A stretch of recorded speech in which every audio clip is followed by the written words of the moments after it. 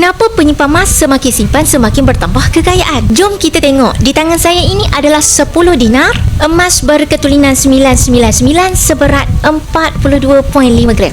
Tahun 2023, 10 dinar ini berharga RM13,000. Cukup untuk tunaikan umrah bagi 2 orang.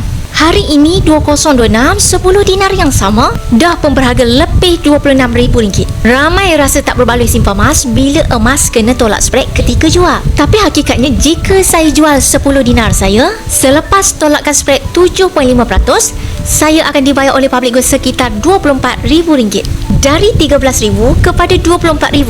Untung lebih RM11,000 bersama dengan purata keuntungan setahun lebih 20%. Malah dengan RM24,000 boleh tunaikan umrah 3 orang.